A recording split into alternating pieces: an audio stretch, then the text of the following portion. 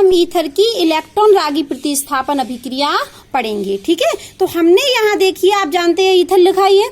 Ether में ये OR group क्या होता है, एल्कोक्सी ग्रुप होता है, और एल्कोक्सी ग्रुप क्या होता है, प्लस R इफेक्ट शो करता है। प्लस R इफेक्ट का मतलब क्या है, इलेक्ट्रॉन को अपने से दूर फेंकता है। तो ये जो OR ग्रुप होता है ये प्लस R इफेक्ट शो करता है। अर्थात दूसरे शब्दों में कहें कि OR जो ग्रुप होता है, एल्कोक्सी जो ग्रुप होता है, वो ऑर्थो और पैरा निर्देशक होता है। OR ग्रुप कैसा होता है, ऑर्थो और पैरा निर्देशक होता है। इसका मतलब क्या है कि इलेक्ट्रॉन प्रतिस्थापन जब अभिक्रियाएं होंगी तो इलेक्ट्रॉन रागी कहाँ जुड़ेगा, या तो ऑर्थो पर या पैरा पर, क्योंकि OR ग्रुप कैसा होता है, ऑर्थो पैरा निर्देशक होता है। तो इलेक्ट्रॉन रागी जब प्रतिस्थापन अभिक्रियाएं देगा ईथर, तो इलेक्ट्रॉन रागी या तो ऑर्थो पर जुड़ेगा या पैरा पर जुड़ेगा। हम फिनॉल की तरह होता है इसमें भी। तो अगर हम चाहें तो अनुनाद से देख भी सकते हैं। वैसे हम जानते हैं कि OR जो ग्रुप होता है वो ऑर्थो पैरा निर्देशक होता है। और कैसा इफेक्ट शो करता है, प्लस R इफेक्ट शो करता है, मतलब इलेक्ट्रॉन को अपने से दूर फेंकता है। चाहे तो हम अनुनाद संरचना के देख सकते हैं। ये देखिए, मैंने एक ईथर लिया। आप जानते हो कि ये जो ऑक्सीजन होगा OR ग्रुप पे, ये इलेक्ट्रॉन को फेंकेगा। जो उसने इलेक्ट्रॉन फेंके, ये फेंके, तो जैसे इसने फेंके तो यहाँ क्या आ गया, डबल बॉन्ड। तो कार्बन की बैलेंस कितनी हो गई, 1 2 3 4 5 हो गई। तो ये वाला डबल बॉन्ड टूटेगा, मतलब ये पाई इलेक्ट्रॉन कहाँ शिफ्ट होंगे, यहाँ। तो अब आप इसको देखिए, ये जो लोन पेयर इधर आए तो ये क्या लग गया, डबल बॉन्ड। और ये डबल बॉन्ड की इलेक्ट्रॉन कहाँ आ गई, यहाँ। ये स्ट्रक्चर बनेगा अनुनाद संरचना, ये दूसरी अनुनाद संरचना होगी। अब क्या होगा, ये वाले इलेक्ट्रॉन यहाँ शिफ्ट होंगे, तो ये पाई इलेक्ट्रॉन कहाँ शिफ्ट होंगे, यहाँ। तो ये वाले जब पाई इलेक्ट्रॉन यहाँ शिफ्ट हुए तो ये देखो माइनस चार्ज इधर आ गया, और ये वाले इलेक्ट्रॉन से यहाँ क्या लग गया, डबल बॉन्ड। अब आप फिर आगे बढ़ते हैं, तो ये वाले बॉन्ड कहाँ शिफ्ट होंगे, यहाँ। तो ये पाई इलेक्ट्रॉन के बॉन्ड कहाँ शिफ्ट होंगे, यहाँ। तो जैसे ये यहाँ शिफ्ट हुए तो ये यहाँ आ गया, और इस इलेक्ट्रॉन से यहाँ क्या बन गया, डबल बॉन्ड। फिर हम फिर शिफ्टिंग करें तो ये वाले इलेक्ट्रॉन यहाँ, तो यहाँ डबल बॉन्ड आ गया, तो ये वाले वापस, तो वापस O को इलेक्ट्रॉन मिल गया, तो O से पॉजिटिव चार्ज हट गया, और ये पार्शियल डबल बॉन्ड भी यहाँ से हट गया, माइनस आ गया, और जैसे कि तय की संरचना हमें मिल गई। ये हमारी क्या कहलाती है, अनुनाद संरचनाएं। ऐसी फिनॉल में बनाया था हमने। तो ये अनुनाद संरचनाओं में हमें दिख रहा है कि इलेक्ट्रॉन डेंसिटी कहाँ ज्यादा है, माइनस चार्ज कहाँ दिख रहा है इस स्थिति पर। और ये स्थिति को क्या बोलते हैं, ऑर्थो, क्योंकि ये ग्रुप से जुड़े कार्बन के बगल वाला कार्बन है ना, तो ये ऑर्थो हुआ। इधर भी देखिए ग्रुप है, ग्रुप से जोड़ा कार्बन ये, इस कार्बन से बगल वाला कार्बन ये है, तो ये ऑर्थो हुआ। और यदि ये कार्बन छोड़ के तो ये मेटा होता है, ये पैरा होता है।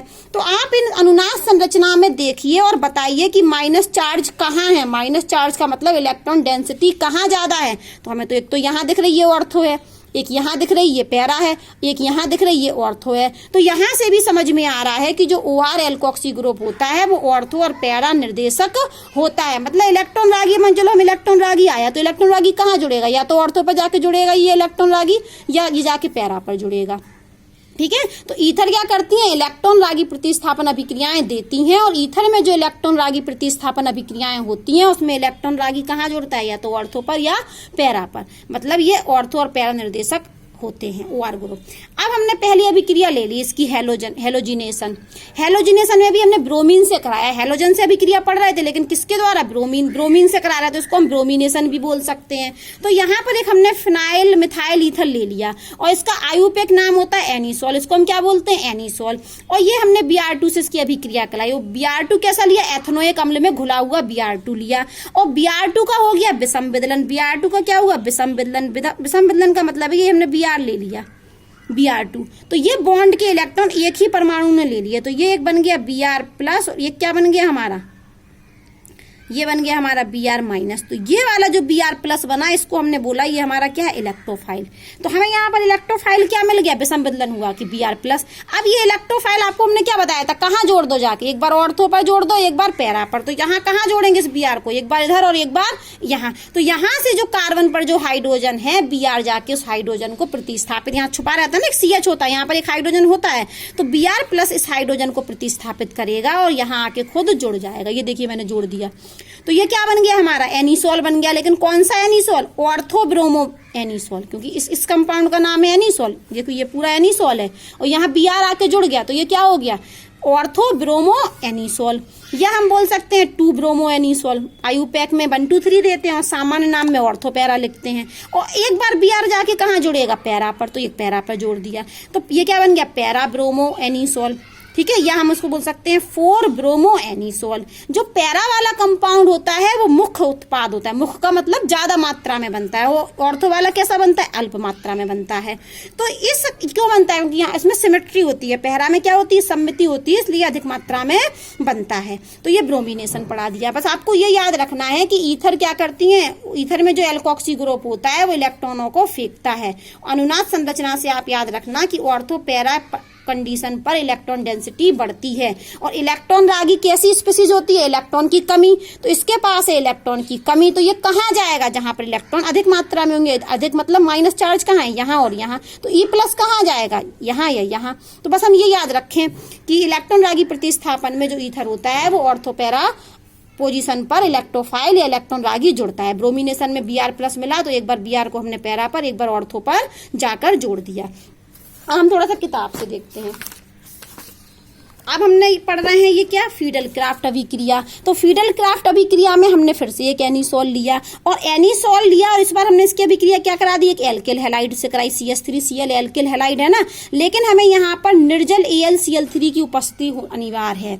तो निर्जल AlCl3 की उपस्थिति में क्या होगा, ये CH3Cl का भी विषम विदलन हो जाएगा। विषम विदलन मतलब ये बॉन्ड के इलेक्ट्रॉन टूटेंगे, यहाँ जो इसके बीच में बॉन्ड है, और Cl के पास चले जाएंगे, तो Cl- और CH3+ बनेगा। तो हमें यहाँ से इलेक्ट्रोफाइल मिल गया, क्या मिल गया, इलेक्ट्रोफाइल CH3+। यहाँ पर और यहाँ पर विलायक लेते हैं हम CH2। पढ़ लीजिए, एनिसोल फीडल क्राफ्ट अभिक्रिया देता है, बहुत इंपॉर्टेंट है फीडल क्राफ्ट अभिक्रिया। तो एनिसोल, ये इस कंपाउंड को क्या बोलते हैं हम, एनिसोल, ये जो बना है बेंजीन पर OCH3 जुड़ा, तो इसका कंपाउंड का नाम होता है एनिसोल। और एनिसोल फीडल क्राफ्ट अभिक्रियाएं देती हैं, लेकिन किसकी उपस्थिति में, निर्जल एल्युमिनियम क्लोराइड और विलायक की उपस्थिति में। और किससे करा दें, एल्किल हैलाइड से। तो यहाँ पर जो CH3Cl होता है वो टूट जाता है, किसमें, CH3+ और Cl में विषम विदलन हो जाता है और हमें इलेक्ट्रोफाइल E+ मिल जाता है। कौन सा इलेक्ट्रोफाइल, यहाँ से मिल गया हमें CH3+, क्या मिल गया, CH3+। और आप जानते हैं इलेक्ट्रोफाइल मिल गया तो इलेक्ट्रोफाइल को एक बार हम कहाँ जोड़ दें, ऑर्थो पर, एक बार पैरा पर। आप देखिए जोड़ दिया, एक बार ऑर्थो पर जोड़ दिया, एक बार पैरा पर जोड़ दिया। अब इसका नाम देखिए, ये तो हमारा एनिसोल है, अगर हम CH3 को छुपा दें, लेकिन एक कंपाउंड ये हम इसको छुपा दें, यदि बेंजीन रिंग पर क्या जुड़ी हो, CH3, तो इसका नाम होता है टोलिन। तो हम एनिसोल में नाम नहीं दे रहे, हमने इसको बोला था पैरा ब्रोमो एनिसोल इसका नाम, लेकिन हम इसको ऐसा नहीं बोल रहे कि मिथाइल 2 ब्रोमो या ortho methyl anisole, ortho methyl anisole, ऐसा नहीं बोल रहा है। हम इसको टोलिन के नाम पर इसका नाम रख रहे हैं, क्योंकि जो टोलिन होता है वो एनिसोल से ज्यादा इंपॉर्टेंट होता है, तो हम इसको मेन ग्रुप मेन मान रहे हैं। इसका नाम क्या है, टोलिन। अब इसमें क्या जोड़ा है, इसको एक कार्बन, इसको 2, इसको 3, इसको 4, इसको 5, इसको 6, तो 2 पर क्या जोड़ा, मिथॉक्सी ग्रुप, तो हम इसको बोलेंगे 2 मिथॉक्सी टोलिन। इसको क्या बोलेंगे, ये मेन ग्रुप टोलिन। यहाँ पर 1 2 3 4, तो 4 पर क्या जोड़ा है, मिथॉक्सी ग्रुप, तो 4 मिथॉक्सी टोलिन। इस अभिक्रिया को हम फीडल क्राफ्ट अभिक्रिया कहते हैं और ये बहुत इंपॉर्टेंट। दोबारा में मैंने क्या किया, ये भी फीडल क्राफ्ट है। फीडल क्राफ्ट 2 प्रकार का होता है। फीडल क्राफ्ट क्या होता है, 2 प्रकार का, एक होता है एल्काइलेशन और एक होता है एसिटाइलेशन। ये क्या होता है, एल्काइलेशन, और ये क्या होता है, एसिटाइलेशन। एल्काइलेशन और एसिटाइलेशन, ये 2 होते हैं फीडल क्राफ्ट अभिक्रिया में। तो एल्काइलेशन में होता है तो CH3 ग्रुप जुड़ता है, और जब जाके ये वाला ग्रुप जुड़े CH3CO, तो इसको बोलते हैं हम एसिटाइलेशन। ठीक है, तो ये एल्काइलेशन है, फीडल क्राफ्ट अभिक्रिया ये भी है, और ये क्या है, एसिटाइलेशन। तो इसमें ये यहाँ पर विषम विदलन होगा और इलेक्ट्रोफाइल हमें मिलेगा CH3CO। क्या मिलेगा, ये रेड से जो दिखा है CH3CO। ये इलेक्ट्रोफाइल जाकर एक बार ऑर्थो पर, एक बार पैरा पर जाकर जुड़ जाएगा। तो ये देखिए जोड़ दिया ऑर्थो पर, एक बार कहाँ जोड़ दिया, पैरा पर। इसका नाम देखिए क्या लिखा है, ये 2 मिथॉक्सी, इसको 1, इसको 2 मिथॉक्सी, और इस ग्रुप ये जो 2 कार्बन है इसके लिए लगा एसीटो, तो 2 मिथॉक्सी एसीटो, और ये हो गया फिनोन। इसको क्या बोलेंगे, 4 मिथॉक्सी, इन 2 कार्बन के लिए एसीटो, ये क्या है, फिनोन। तो ये है 2 मिथॉक्सी फिनोन, 2 मिथॉक्सी एसिटोफिनोन, ये है 4 मिथॉक्सी एसिटोफिनोन। देखिए यहाँ पर पैरा वाले मुख्य उत्पाद हैं, सभी पैरा वाले मुख्य हैं, ये देखिए मुख्य है।